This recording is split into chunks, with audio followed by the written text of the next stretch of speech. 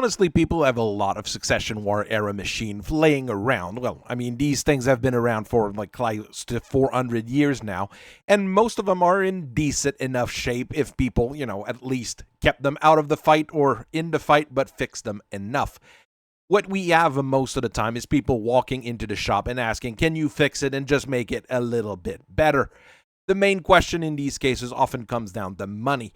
The C-bill doesn't hold any real value anymore, and you've got people walking around with full suitcase full of house bills that are basically worth nothing. The biggest problem is that you need to be able to exchange them, and you never really know what the exchange rate is going to be. What really holds value when you want to trade is things like germanium, gold, silver, and other military equipment. If you come in and you bring in a derelict mech and a mech that you want to upgrade, well, I might be able to get the mech that is derelict for payment for upgrading your existing mech, as an example. Generally, when you're going to be dealing with a basic upgrade on most older machines, it would either come in the form of an upgrade kit from the official manufacturer, a licensor, or, the likes of Keltec and the people at AMG. Flanagan does also a big set of upgrade kits for various mechs, so I would really fall in that last category as well, because we don't have a license for most machines here. Not all of us do copious amounts of ayahuasca and necrosia, so not all of us are absolutely insane when working on upgrade kits. Most simple kit, especially for Succession War machine, require limited work and focus on improving the mech survivability and basic combat effectiveness. Sometimes you will be able to do that out of a dropship, but most of the time you will still need a full facility in order to do these jobs, especially when you have to do anything internal. Not just because I want to secure my financial future in this whole thing here, but a lot of those jobs that require finagling probably will not be able to be done by a regular combat tech. You will want someone with some level of experience and some level of engineering.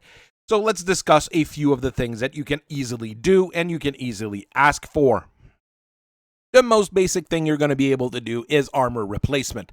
Adding ferrofibrous to a machine is generally fairly easy as long as you've got, some bit of space to work with. It's stupidly easy to do. It's really not that expensive. As long as you can pull off the armor or off the body of the mech you're working on, it's going to be good enough. Generally, it increases mech survivability by a couple percent, 14% for the standard one, 7% for the basic one, 21% for the fancy one. It really, heavy ferrofibrous takes up way too much room, and it's probably going to be pretty hard to source. Light ferrofibrous, well, it's easier to source, and often enough what people end up doing is actually do the standard ferrofibrous with a little bit less of the fancy diamond weave in it, and it just gives you that light ferrofibrous, which doesn't take up too much room. The biggest advantage in this case is just that it's super easy for a tech to replace. In the end, ferrofibrous doesn't require casting. It's basically a 3D printed model. You press in the button, you enter in what it's supposed to look like, and within a couple hours, you'll have a plate that you'll be able to pull and put on a mech. Getting your clan-graded ferrofibrous is, of course, amazing, but the problem is you generally won't have access to it very easily, and replacement for that particular weave gets very expensive, especially when you start being in the boonies. Other types of armor that are pretty easy to set up, things like reflective armor. It's the same process as a ferrofibrous plate. It's a 3D printed asset, basically. The thing is, a 3D printer for the reflective armor is a lot more difficult, a lot more finicky to mess with. I've had to fight with one recently.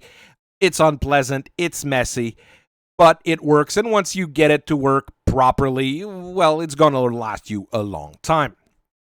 Another one that's pretty easy to install is reactive armor. This one's not 3D printed, it is casted, and you need to put in the little fuses in it so it detonates properly. Reactive armor defends against various forms of missiles and explosives a little bit better. Doesn't give you a much increased survivability, but it's usually enough that it's going to be able to survive a little bit longer and make some mechs a little bit better. It really is a case of how much money are you willing to put down, and I would say all of those are in the cheapest kind of upgrades you can do. Let's talk about weapons now. There's a few things that are pretty easy to reconfigure, and we'll start with the easiest one, which is ER lasers. ER lasers are now incredibly common. It might actually be easier for you to get ER lasers than regular lasers in most trade hubs. New mechs will all come with the fancy things built in, and a lot of the factories just build the advanced weapons nowadays. They don't build the original ones. Of course, you're going to have stockpile of old Martels and old Magnas laying around, and if you're close to a supply line, getting your hands on brand new Magna or Defiance Model 12 is still pretty easy. When you're swapping an ER laser for a standard laser or a standard laser for an ER laser, generally what you want to look for is what the connector you're going to be using. Every mech has different weapons. They're bolted on to the chassis, so pulling it off still takes you a bit of time, but connecting it in generally requires a particular adapter or a particular connector. If you're basically replacing a Magna for a Magna, you won't have any issue. Replacing a Defiance for a Defiance, not much of an issue. They use the standard connectors for the same brand. If you're doing off-brand replacement, you might have to start looking for new connectors. You might have to start looking for all sorts of different things, and you might start causing issues either with the cooling system or the targeting computer. One thing that you will have to do, anyways, if you do set up ER lasers, is reconfigure the targeting computer, which is a thing that might take you a little bit longer than expected. You will want a skilled technician, a skilled IT guy, to basically go in and reprogram the computer. If it's an Omni mech, you wouldn't have that problem because Omnis are smart enough to look at what the weapon is and what it's supposed to do. You'll always have a whole bunch of pilots just showing up saying like, yeah, no, you don't need to reprogram the computer because I'm super good and I know exactly what I'm doing. So when these guys have died because they messed up, well, the next guy who owns the mech will come in and say, yeah, can you reprogram the computer so I actually know when I'm supposed to shoot? Next up, of course, will be your pulse lasers. Inner sphere pulse lasers are rather terrible, so a lot of people nowadays replace them with X-pulse lasers. Pretty much the same deal. You have to find the right connector for what you're working on. Replacing Trinels with Trinels and diverse optics with diverse optics is generally your safest bet. You will need to be able to find one and be able to provide one, but it's usually not that terrible. In the end, the work involved is not that much longer or that much worse than replacing a regular laser with an ER. It just requires a little bit more finagling, and they're heavier, so you will need a little bit more equipment. Of course, those X-pulse lasers are generally much heavier in terms of heat usage, so people who replace their regular pulse with their X-pulse will generally want to get some more heat sinks or modify the heat kit on the machine. That's other work that you might have to do, and we'll talk about that later. Replacing missile racks, on the other hand, is not a fun thing to do in many cases. One of the advantages is that on a lot of mechs, the boxes where the missiles are generally outside of the mech on a shoulder or in an arm in a nice little big box, something like that. But you have some of those where they're built into the body assembly or they're like in a trap that you need to open for the missiles to shoot. Those are a little bit more painful to work with. One thing that you're going to be liking to do is replacing regular missile launchers with medium-range missile launcher. You can replace a 10 rack for a 6 tube of SRM, a 20 rack for an LRM-15, a 30 rack replaces an LRM-20. They're literally made to fit in the particular boxes in the particular sections where you're supposed to use them, as long as they all use the Holley standard connector, which is, well, pretty much the standard SRM and LRM connector out there. The MRMs will generally feed in a regular tube, just like the normal SRM or LRM, so it's just a little bit of updating the targeting computer, and most of them come with a particular chip in the connector that will update the computer on its own. Good value for money, easy for your tech to work with. Replacing a regular tube of SRM with a streak SRM is a little bit more involved. There's a lot of work that has to be done on the targeting computer for the new streaks to work properly, because if you don't fix it properly, you'll have false positives and false negatives, meaning your missiles will shoot when they're not supposed to or not shoot when they're supposed to. One of the advantage though that I found is that you can easily swap a 6-tube of SRM with a Streak 4-tube. They generally fit around the same time, and your computer tech will generally be able to fix it as well. For LRMs, things are always a little bit weird, but as long as they use the Holley standard connector, you're good to go. Thankfully, multi-missile racks are generally a little bit like those MRMs. They all use the Holley standard connector, making them easy to plug and play whenever you want to install them. The fact that they're generally bigger and have an odd weight system compared to regular launchers make it a little bit harder for you to fit in on most machines. You'll generally have to pad the space with something else or make sure that you neatly adjust it and put in some putty around it to make sure that it fits. And the dual ammo feed system, well, they use standard tubes, but you have to make sure that it's able to feed from both ammo bins. Some techs are going to pull their air out trying to figure out how it actually works, but more modern designs of those things are actually a lot more user-friendly than they used to be. If you're working on an old MML, you will notice what problems they have compared to more modern ones, and that's because a lot of them have stolen a lot of little bit of IT technology from clan ATMs, which are a little bit more efficient in how they work. Autocannons are always a mess to deal with because the clans are about the only smart people around that have standardized ammo size and standardized ammo feeds. You can generally find a compatible LBX unit or Ultra unit for most autocannons out there. Sometimes you will have to change the ammo feed a little bit, but if you're lucky, it's going to use the same kind of, 80mm ammo or 120mm ammo than the original gun that you had there had. It's a massive amount of word, and honestly, it's not always worded. Basic autocannon use fancier precision and armor-piercing ammos nowadays, so you don't always want to upgrade them to LBX or Ultra types. Ask your client what they want, ask your client what they need. On a more standardized production line, if you're going to be building a bunch of, let's say, upgraded Clint's, go with a bunch of light autocannon 5s instead of standard AC 5s. Use the same kind of shells as the original. The barrel's a little bit shorter, it's a little bit lighter. You can use additional ammo or different things on the machine. LBX are also really easy to replace one for one if you've got the same caliber of bullets. The problem with the Ultras, especially the inner sphere ones, is generally that they're a little bit heavier than the standard ones.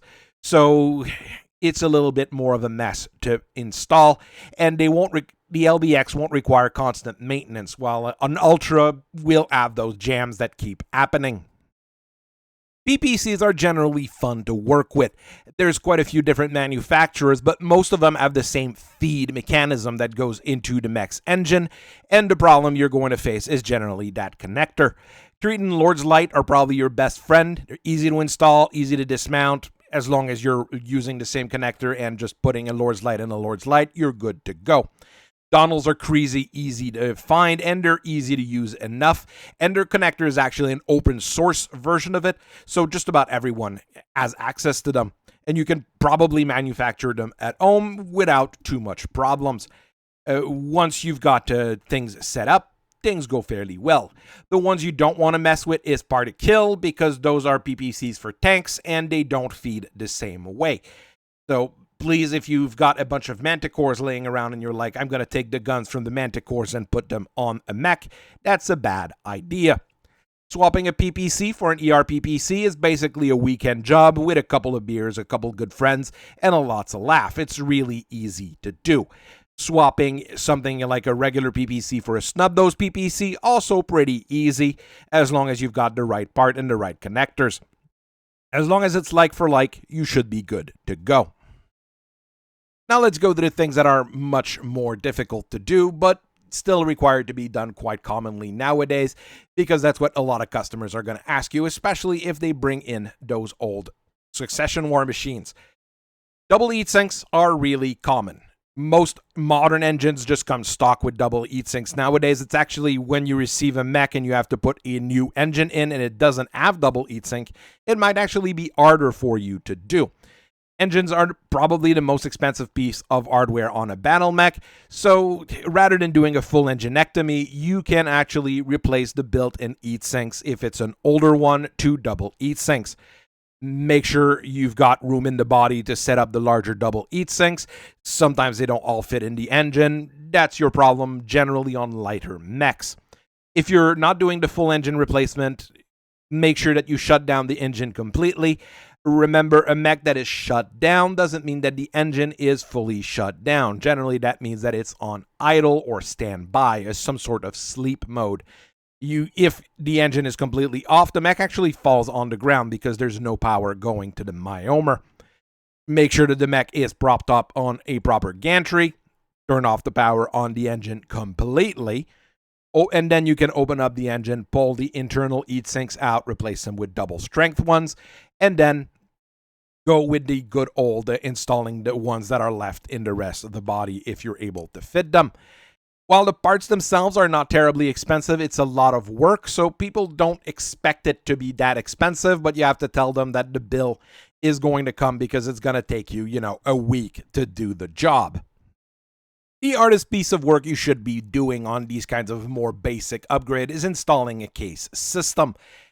It requires full facilities to really do because you need to pull everything off the mech, look at the skeleton, and install the baffles so that the ammo bins explode the proper way, basically. You save on weight generally by putting that ferrofibrous armor, double heat sinks, reworking the internals a little bit.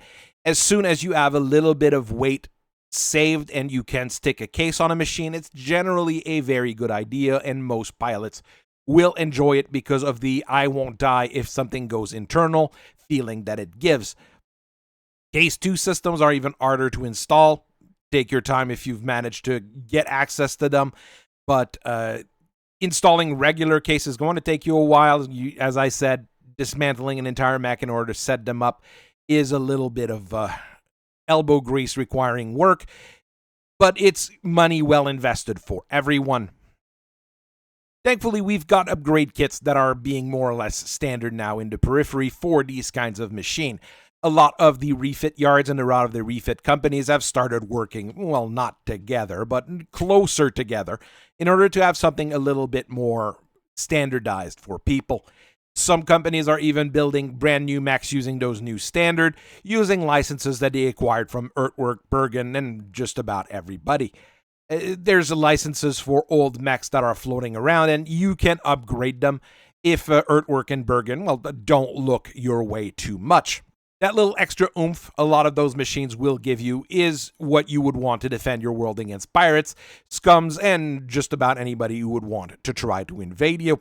So I thank you very much for listening to me for so long. I hope you guys have a nice rest of your day, and I'll see you guys later. Bye-bye.